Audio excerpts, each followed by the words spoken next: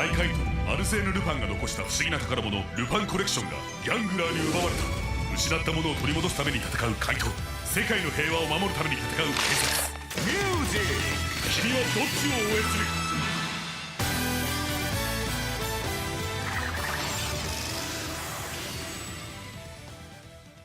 ？Hello and welcome to LupinRecap vs. PatReview, the podcast stirring up a storm.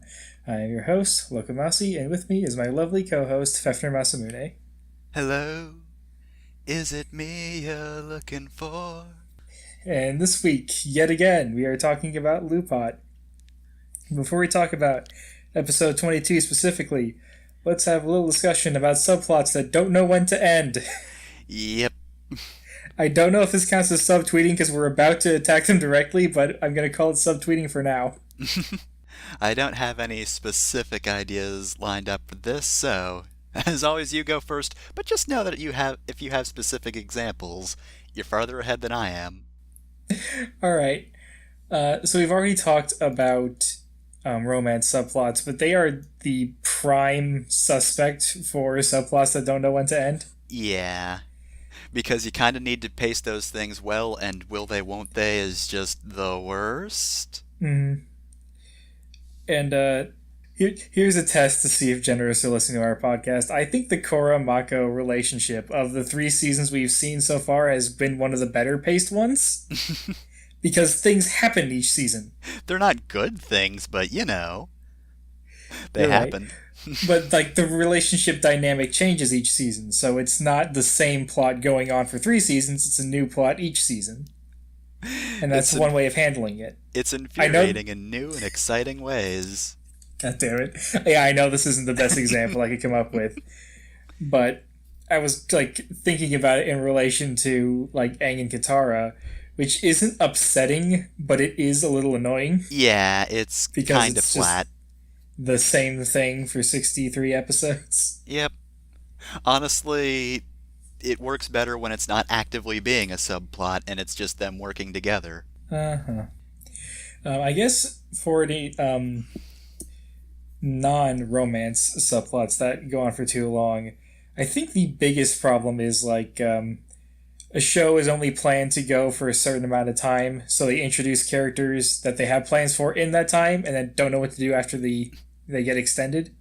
And you can't just have a character retire and just, live happily over there. I think the example that, like, people use on the internet all the time is 24. Jack Bauer's daughter at one point spent a good chunk of a season being harassed by mountain lions. Okay, trapped in the wilderness, harassed by mountain lions, and it would just cut to her a few times every episode. Yep, she's still surrounded by mountain lions. Okay, that's one of those things where technically it sucks, but it kind of rules. It's amazing in concept and terrible in execution. Yeah. It's the sort of thing that they didn't know was a joke when they did it, and that's the problem. Yeah. If, like, everyone was talking about it, like, where's my daughter? She's being harassed by mountain lions. I've got nothing to do with her. Yeah. 24 in general, like, I've never watched it, I just know the original premise was, like, every episode was an hour of the thing happening, right? Yeah. And, like, conceptually that's neat, until you get past the first season, and then you literally don't have a really cool gimmick anymore. Yeah, if I... like, the desire to watch 24 flares up with me every now and then, and I think if I ever did watch it, I would only watch the first season. Yeah, makes sense. Because it seems like that's all they really wanted to do. And the rest can still be good. Like, I mean, despite its problems, I like Korra, and that's another thing that went further than the creators originally thought. Yeah. But, I'm iffy on 24 to begin with, so if I'm going to watch it, I'm going to limit my exposure to it. Yeah. Well, I did think of one example, which I'm going to bring up first because I don't really have any way to continue on with it, but Heroes. I don't know which parts of it count as subplot, but God, after Season 1, everything is just the worst. Oh my god. Yeah, I guess we can extend this to main plots that go on for too long, but... I never watched Heroes, but... I can understand. Great. I feel like a lot of things, like, they have a first season in mind, and they don't want to like count on getting renewed. Yeah, but then... So they have their one good season and then the rest. Yeah, and then TV networks are like, oh, this show should go on forever now. It's like, no, this is plot-based. Please stop doing that. And nowadays they kind of do. But, like, God, sometimes things just go on for far too long. And, you know, when you're not planning on going that long, it's really bad. But my original statement was just going to be like, the worst ones are the ones that involve a lot of secondhand embarrassments. Because even when that's like a single episode, if your viewer wants to die while watching your thing, you have screwed up. And I get it. Characters need to make mistakes, but like, oh boy, sometimes that can just go a bit too far. And again, I don't have any specific examples in mind, probably because I don't want to think about that sort of thing. Mm-hmm. But anyway, well, yeah, if that goes on for more than an episode, just I melt. But not good melt. Death melt. That could also be applied to Sakuya. Honestly. In comparison, he's not horrible. I will admit, I've not gotten a huge amounts of secondhand embarrassment from him. I've just kind of wanted him to stop. Alright. Well, in the spirit of blasting subplots that go on for too long, let's prevent this digression from going on too long. Indeed. And move on to the episode proper. Episode 22, Love Comes Naturally with Life. An alright title. It's alright. Yeah, it's okay. So, once again, we pick up where we left off. Noelle is managing to be just as untrustworthy as Kogure. An impressive feat, not to be mentioned lightly. Yes. Kogure says that he figured Noelle wouldn't help so easily, but Noelle assures him that he's not asking for much. In exchange for the treasure he just obtained, Noelle wants another treasure from the collection. We then get an interesting exchange. Kogure says, "And you expect me to trust someone who joined with the global police without telling anyone?" To which Noelle replies, "Well, that argument works both ways." And Kogure caves in immediately. I didn't notice that the first time we watched, but hoo boy. Yeah, I think he means like you got this team of thieves together without telling anyone, and not that Kogure is like secretly head of the global police or something. Kogure was Hilltop this whole time. My God. He's Jim. He's in Jim. He's just operating Jim like a suit. But yeah, I also don't really know what to make of that line. Now that you bring it up, because I still think he's just talking about the Lupins, but it's weird that two people had the same idea of making a team of Rangers without getting anyone's approval first. Well, I mean, who are you going to go to that for? Let me just get a form to form a team of Rangers? It's all on the up and up, right? The first time a giant alien head had to put this together, but he probably filled out paperwork, I think. Alright, now you'll need the procurement form. Make sure you look at the sub-form for teenagers with attitude. Yes, I'd like to put in a work request for teenagers with attitude. I mean, that's canon. I don't know what we're laughing about. So anyway, Noelle turns to him and requests the Voler Maintenant. I am so sorry for my French. I have not taken it since middle school. Anyway, Kogure opens his book and retrieves a versus vehicle, which he hands over. Noelle thanks him and hands over his own treasure as he promised. He then tells Kogure to relax and says that they're both going after the same thing. Well, that's very reassuring. That thing that heroes say all the time? Definitely not villains trying to reassure the hero they're doing the right thing? I'm so confident I can trust both of these characters. Noelle, you're great and I love you, but God. But that's enough of characters being vaguely untrustworthy. Now we go to Hell, where the characters are straightforward and how you can't trust them. A gangler brings in a pot with things he says are from the human world. We see Gauche looking into the pot, and she's excited about whatever's in there, meaning it must contain crimes against medicine. Gauche wants it, but Destra says that it's for Degranio. Everybody brace yourselves, because Degranio's actually fine with it. I know, unexpected, I realize. Weird that Dijkstra is so close to Degranio and yet has no idea just how chill Degranio actually is. He has to be that uptight for Degranio's sake. He's the Frederick of this group, removing pebbles so that Degranio doesn't have to bother them. Anyway, Degranio asks this week's Ganglar, Demaron, to help Gauche collect some more. This fish Akuma-looking motherfucker agrees, and Gauche gives Destra a quick taunt. We then cut to Jur, where the Pat Rangers are coming to lunch with their new partner, who has definitely never been in Jur before. Umika's confused at how to respond. Tuma pretends he's never met Noelle, but Kairi's actually smart about this because he brings up that one time Noelle was arrested right in front of him. Kairi excitedly pretends to learn that the mysterious Lupin X was actually a member of the global police. I do want to talk about how these characters play dumb, because I like how Toma refuses to degrade himself by pretending to be dumb and just pretends to not know what he knows. Yes. Meanwhile, Kairi is actually pretending to be stupider than he really is. And Umika is too busy with her job to really react to this well. Yeah.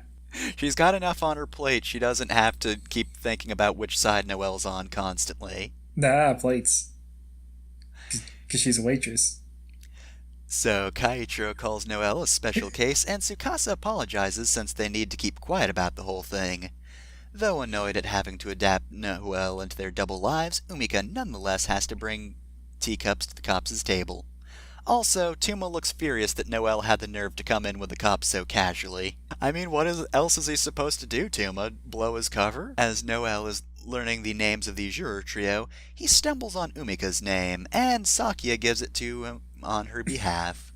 As she leaves, Sakia makes a passing comment on how cute she is, and we can visibly see Noelle's romance mode activate. He just snaps his head in one direction, and his music starts playing. It's because he's French, you see.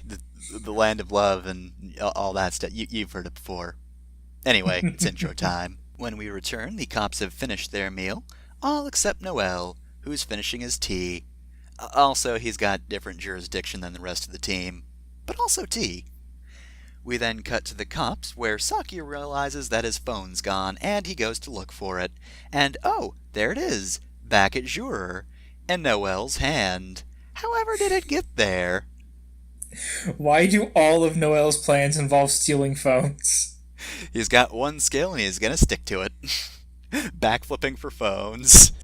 Which he definitely did to steal Sakia's phone. The camera just cuts to the kitchen and you hear a thwip and the sound of feet smacking the ground. Just an off-screen backflip. Noelle, why did you do that? I just wanted to. Because I can and you can't.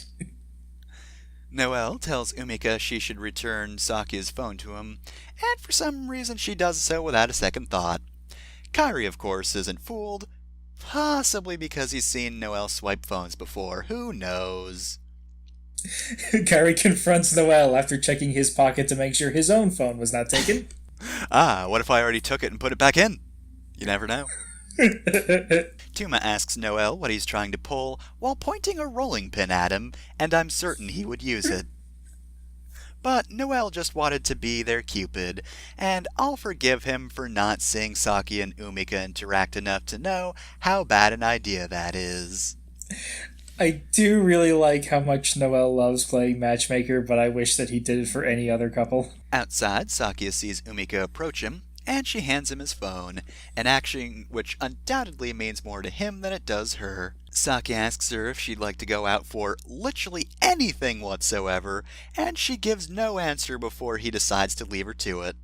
Umika looks very uncomfortable, but thankfully a sudden scream indicates that there's probably a Ganglar, which would drastically improve the situation. Ironically, it does not. Umika runs to the source, but so does Sakia. We then see Akoima attacking two people. He waves a scoop by them, turning them into goldfish before he drops them into his pot. But when he turns around, he sees Umika, who takes out her Versus Changer and stops because she hears Sakia yelling in the distance. He Kaisatsu changes, which causes Akoima to panic.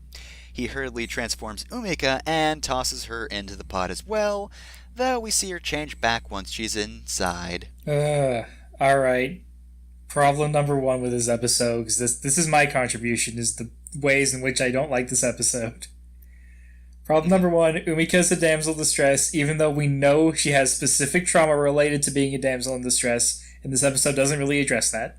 Yep, we kind of just forget about that. Way to forget your interesting character hooks. Once she lands, she finds herself in a set piece similar to the one from the Vorganglars episode. She's about to transform, except one of the other people who was captured recognizes her. And as she looks around, Umika finds there's just a few too many witnesses to Kaito change. Problem number two. They realize Umika could probably handle this problem on her own, so they do this ham-fisted bullshit to keep her from solving the problem on her own. Outside, Akoima taunts Nigu, as he implies the people inside could die if he's reckless or something like that, and then he drops the pot. Nigu dives to catch it, which opens him up to a bunch of kicks, as well as a stream of water produced by Akoima's collection piece, and also he explodes slightly before falling over. We have one special effect, and it is explosions.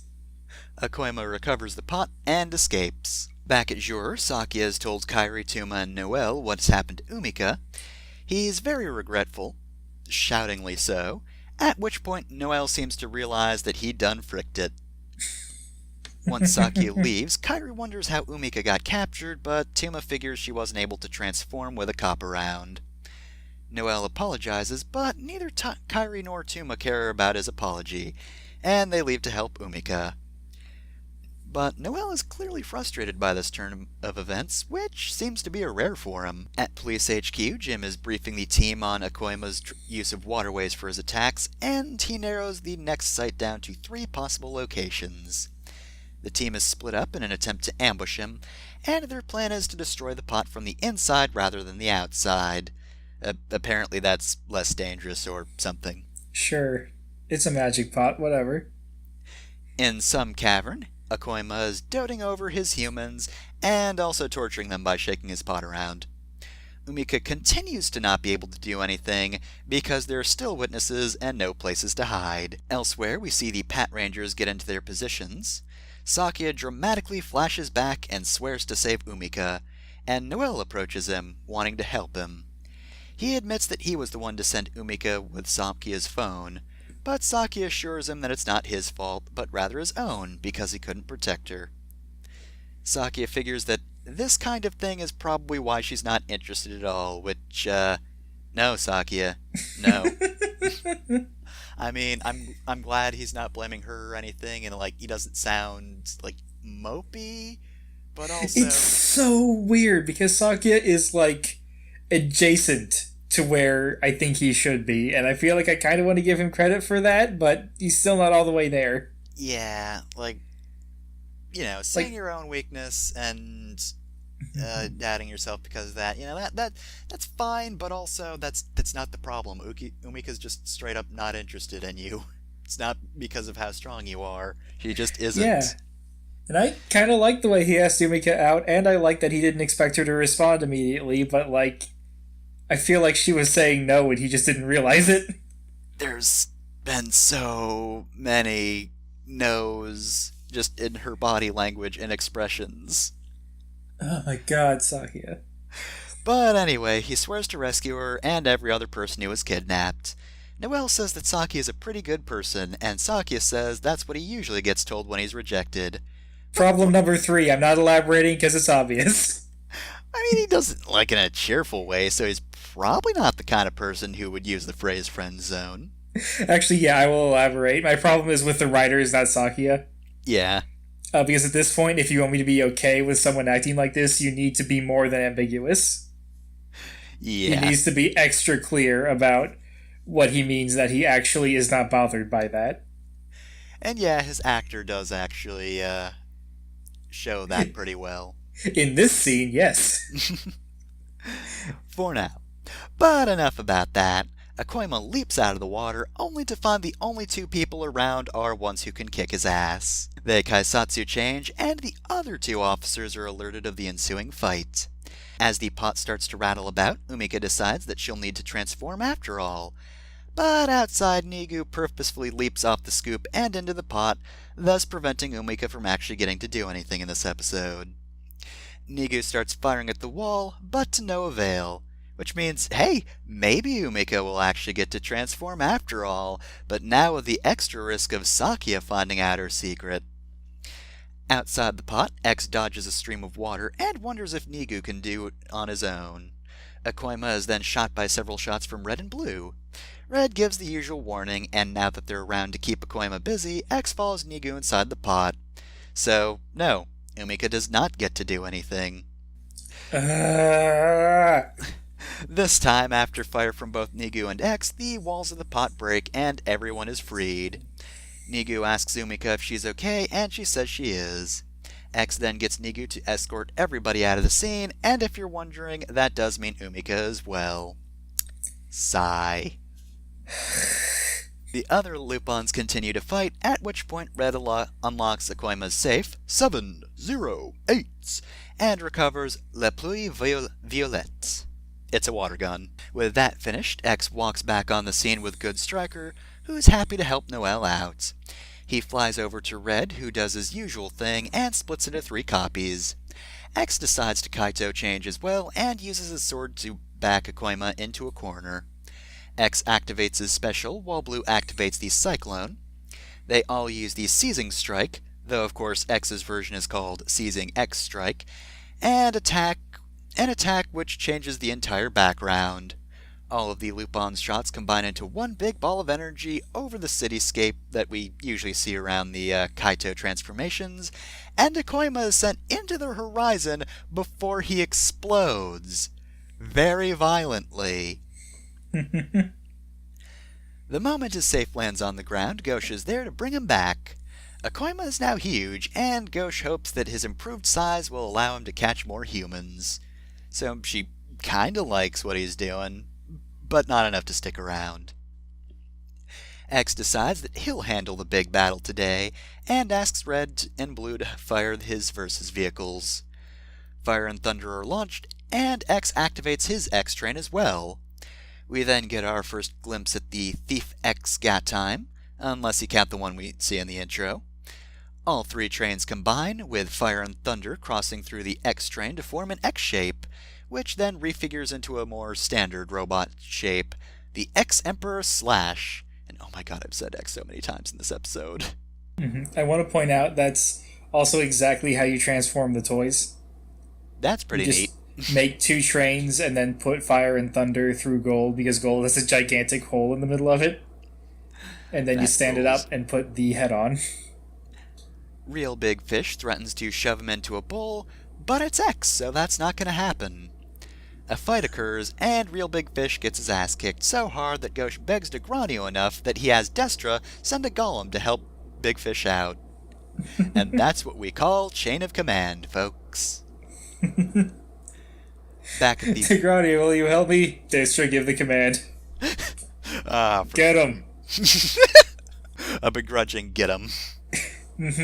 Back at the fight, Emperor punches a hole through Real Big Fish's scoop, at which point Destra arrives and begrudgingly sends his golem out. X does not care, and as his lyrical theme kicks in, Emperor does a side flip to activate his police mode, X-Emperor Gunner, he's got a Gatling gun, does a number on Big Fish and Golem. At this point, Real Big Fish decides to cut his losses and tries to get away, but X has a special attack lined up and ready for him. The X-Emperor Gunner Strike, in which he fires every fucking gun and laser cannon on his body, and trust me, there are a lot of them. Golem dies, painfully. Since I pointed this out about the transformation from train to robot, the way the robot changes in the show is also how you transform the toy. You just flip it over and put the head on, the other head on. But if you don't do it fancy enough, it just doesn't work, so you better have some good dexterity there, kid, otherwise your toy's not functioning. Yeah, if you don't do it fancy enough, it comes to life and stabs you. And also, when you play with the X toy, you also have to do flips. If you don't, it will come to life and then flip you. And then leave because you're not glorious enough. These toys don't sell very well for these reasons. I mean, it's impressive that they just managed to get a bindle and stick out of nowhere, but like other than that, it's kind of a waste of money. Big Fish, though, decides to reveal another power he's never actually bothered with for some reason. Fishbowl barrier. There's a fishbowl around him now, and he's acting like a fish. Emperor changes back to its Lupin form and uses the X-Emperor Slash Strike. He slashes an X shape in the air, which is followed by both fire and thunder, or maybe the silver and gold trains? I can't quite tell the difference here. The important thing is that the fishbowl is cracked by the X slash, and then it's run over by 2 trains. Big Fish dies. He's just dead now. With that battle done, we cut to Umika thanking Sakia for saving her. Noelle catches up, and Sakia says that it was thanks to him. But Umika still insists on thanking Sakia. And then she follows that up with telling Sakia that he's a good person before she leaves, running. She wasn't around for the earlier scene, so I feel like this is the universe itself giving Sakia a sign. Noelle tries to assure Sakia that he still has a chance, while Sakia has an ever so slight breakdown. Sakia asks what amore even means, at which point Noelle books it, and Sakia goes chasing after him. Well, you see, Sakia, when the moon hits your eye like a big pizza pie, that's amore. What does that mean? And then he says that and then runs away. Also, yeah, that's the scene I was referring to earlier with, this script kind of sucks. Yeah. Let me double check his name, because, Sakia's actor, Ryo Yokoyama, does a really good job of selling it in the original scene to the point where I, was willing to accept it. Then the ending of the episode happened, and that went right out the window. Yeah, the problem is, they're trying to do a comedy scene, but, does kind of interfere with the earlier development. Yeah, it doesn't need to be a comedy scene, and, I'm willing to forgive Sakia for being a shameless flirt if he takes rejection well, you know? Yeah. That's sort of the big problem with characters like him, is that most guys don't take rejection well, so if you get rid of that problem, then fuck. Yeah, that's, the main difference between, the bad type of character and the good. I'm going to use another Fire Emblem example because that's just how I am, but that's the difference between Virion and Inigo in Awakening, where Virion's just ever so slightly more insufferable. But Inigo actually takes things well, and also doesn't immediately request marriage. He is admittedly a little bit grating at times, but Virion just usually oversteps immediately. And also, he hasn't worn a dancer outfit, so, it's another point for Inigo. Let's talk about our post-episode stuff. We did things a little out of order because I had to go on the rant about Sakia, but let's talk about the Ganglar before we totally forget. He exists. He's Akuma as a fish. Yep. I wanted to say that, he's weirdly threatening for what he is. Yeah. Because he totally handed over a bunch of humans to Ghosh to torture and kill, and they don't get rescued by the end of the episode, so they're dead. Yeah, that's... Don't hand humans to Ghosh. He does terrible things with them. And that's weird, because, in the first episode, they referenced, harvesting organs, but that's, entirely off-screen. We don't see any of the victims, even indirectly. Here, we know the victims are just off-screen, and it makes me super uncomfortable. Yeah, I mean, if harvesting organs is just not terrible enough to be included, the fuck does Ghosh do? We've never been told yet. I don't know if we ever will be, and quite frankly, I don't think I want to know. Yeah, we've talked about tone before, and this is an example of something that's, dark in a way that takes me out of the show instead of sucking me in. I don't know if it's too bad, because, Oh yeah, it's not... when I say takes me out, I mean this is the sort of thing that takes me out. This one did not necessarily take me out. Yeah. But things like this is what I think of. Alright, yeah, because I feel like if I were a kid watching this, I wouldn't necessarily pick up on that fact. It bothered me enough that I wanted to talk about it. Yeah, and I'd also like to point out that They tried to make him slightly less pathetic by adding a golem, so like, well, no, that kind of makes him more pathetic, but also, I guess it has to make it look like X has to try to take them down, but he needed support in the first place, and he still gets his ass kicked. Yeah, I think that was to make X look cool. Yeah, Because look at him, he can fight 2 giant threats. Yeah, pretty much. Though, that would have been fine on its own just because he's one person with his own set of, well, not set of, one flipping mech, and he can take on a Degrania, or a Ganglar on his own. You can take on a Degranio? One single Degranio. But yeah. Yeah, I like how they kind of explain why he wasn't the one they sent, because he can't actually activate the robot on his own. Yeah. He needs somebody else to shoot the trains. The little trains. Yep. Although I guess he could have just kept the VS chargers and just kept 2 of them. But yeah, honestly, I kind of like his design and his moveset, but he's not particularly memorable in the episode. Yeah, and the things I remember about him are things I don't want to remember. Yeah, like Baku, he's pretty much just there to do a thing and put characters in a certain situation, but in a less interesting manner this time. So, the rest of the episode. You've said a fair bit by this point. I think I've already covered everything in my notes for Noel that I wanted to talk about. Because I mentioned I do like that he is just way into matchmaking, but he just makes terrible decisions. At this point, they should cut off Noel trying to help Sakia, because now he's actually seen how Umika reacts, but I'm guessing this is going to go on, isn't it? I don't remember what else Noel does. Okay, but so... Sakia and Umika is going to keep happening for a while. Yeah... I also wish he just gave better advice, because instead of like talking to Sakia about like, well, what do you like about Umika? How do you want to ask her out? He just sets up this bullshit. Yeah, he just encourages him. Right, like... Not in a good way. You know who should have been the one to advise Sakia on this? Arataka Reagan. We've been watching Mob Psycho 100. That's anytime a character needs help, that's the only person I can think of now. Yeah, you know what? Reagan could fix the situation.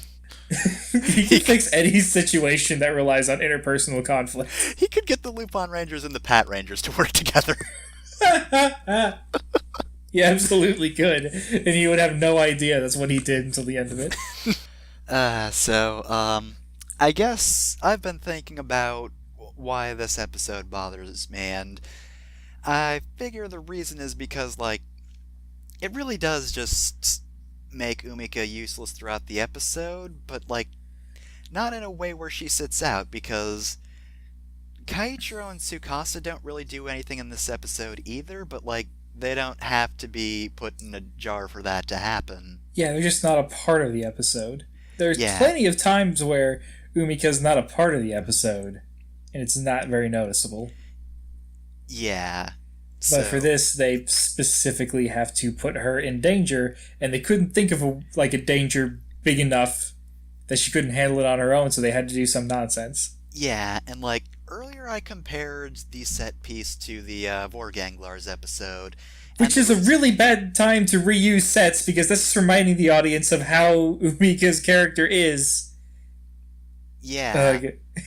But, like, in that situation, like, Red and Blue were both in that Ganglar's stomach, so technically they were out of commission. However, in that episode, we actually got to see another side of them. So even though they had to be rescued, it's not like we didn't get anything from that plot. Like, they literally could not escape, but they got their scene of, like, Kairi helping that kid not fall into acid. So, like, even if they weren't the focus, they still got plenty of screen time, plenty of developments. Here, Umika is just there for the sake of Sakia having someone to rescue, because unlike with Vorcine, she could technically fire at the walls and escape, but there are bystanders. And, like, they try to sort of do an interesting thing with that. Like, Umika's issue in this episode is, do I reveal my secret identity in front of these people? And the main problem is, like, they don't do anything interesting with that.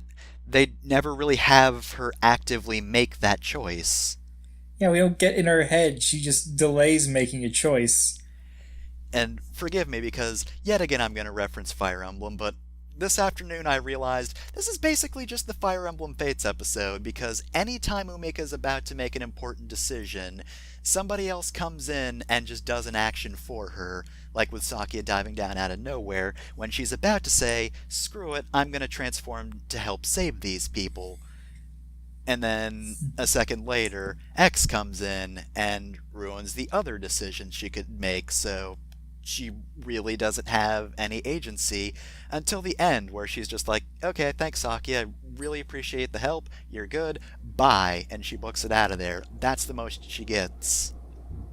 Yeah.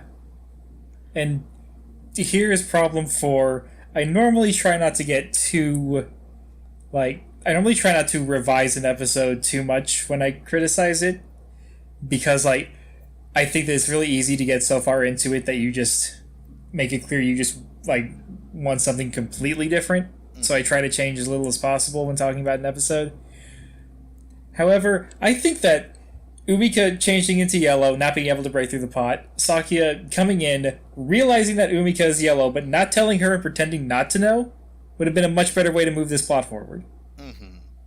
And she could still reject him, and he would still not rat her out, because that would be a good way of showing that even though she rejected him and he's upset, he still respects her as a person. Yeah. Because right now that's up in the air, honestly. And I don't know sort of the overall plot they want to go down, so I don't know if having Sakia learn of that so early would be a problem, but I don't know, I feel like you could pull it off. Yeah, Sakia is the one character, the one Power Ranger besides Noelle that could learn anyone's secret identity and be fine. Yeah, and then you could get some conflict from that. Yeah, because he keeps it a secret from Keiichiro and Tsukasa, but what if he also kept it a secret from Noelle? Because even though, Noelle already knows, he doesn't know that Sakia knows. Yeah, but instead, they just sort of pose this question and never really answer it, because the question is Umika, willing to reveal that secret? And the answer is, I don't know, maybe. Anyways, my revision note is marked with an angry emoticon, so don't take me too seriously on that. I don't want to be one of those, assholes that's they should hire me because I'm clearly a better writer. I just have this one idea. This is a 51-episode series, so it requires at least 51 ideas, and I don't have that many. It's just, this episode is noticeably really weak. Yeah. Instead of taking detailed notes on Saki, I just have written, God fucking damn it. And my last note is, Umika deserves so much better than this, and she got so much better than this in episode 7. Yep. God damn it. And that's why Umika and Tsukasa should date. The end. Mm-hmm. So I've stopped watching her on episode 40. I'll have to start rewatching again so we can keep the premise of this podcast up. But I think this is a temporary digression. I don't think this is a permanent change in Umika's character for the worse. Oh yeah, I honestly, the biggest problem with this episode is it doesn't really go anywhere. Yeah, not character-wise, not plot-wise. Nothing happens. Yeah, Umika's the same, Saki's the same, Noelle has this new aspect to him, but other than that, in the episode it doesn't really go, well, I guess, he sort of realize. Actually, no, I take that back. He realizes the whole thing is his fault, but then at the end of the episode he just goes back to spurring Sakia on, so no, he didn't really learn anything either. Mm-hmm. He does get a little bit closer with Sakia, I guess, but... Yeah. I guess when it comes to like teammates bonding. You don't necessarily have to have like really big heart-to-hearts. They just need to do stuff together. Yeah. I just wish there was a better episode for this, because I do like that friendship. If you're going to do that, you have to do it in a way that's not going to make the audience go, God damn it, every 5 minutes like I have this episode. Yeah, like, Sokka and Noelle actually probably get along better than any other Noelle combination at this point. Except Noelle and Good Striker. Yeah. Of the humans on the Sentai teams, Sokka and Noelle would get along the best. Do you have any predictions or anything else you want to talk about? Because I'm done. Alright, so prediction-wise, it's pretty much all the beginning of the episode. Just, what do you mean, Kogure? So... Tell me what you mean! So you think he's referring to him setting the team up, which in itself is still pretty suspicious, because, like, who's preventing him from recruiting teenagers with just the worst sense of loss, trauma stemming from the ice death of their family and friends? So yeah, either there's a hierarchy we don't know about in the Lupin family that apparently would disapprove of getting the Lupin treasures back, or he's, you know, perhaps part of the Lupin family, but also maybe part of something else as well. Yep. Who knows? Maybe he's just a fucking ganglar. Maybe they're both ganglars this whole time. I mean, we've never seen either of them without their shirts. They have safes in their back. Maybe Arsene Lupin was just really good at altering the collection, but then now I was like, I can do this because I'm secretly a ganglar. I'm just going to put a trigger on this. I was going to say I can't imagine Noelle keeping a secret, but I guess he keeps the Lupin identity secret, so But yeah, other than that, that's just about it. Next episode looks like it's going to be wild. Also, the show's finally addressing our complaints and giving us some more Tuma, so you can look forward to that. Yeah, I'm already predicting that for this batch of 5, Toma will overtake Sakia. Sakia can go back to the bottom where he belongs. Yeah, after this episode, I'm not too keen on him. Even though, again, I blame the writers more than him, so I feel a little bit bad, but also, next episode, Sakia, come on, you can't blame me. Alright. If you want to follow us on Twitter, we are at LRVSPR. Fafnir is at Fafnir Masamune. If you want to send us an email, you can email us at LupinRecap@PatReview@gmail.com. And we will see you in the next episode. Adieu. Adieu.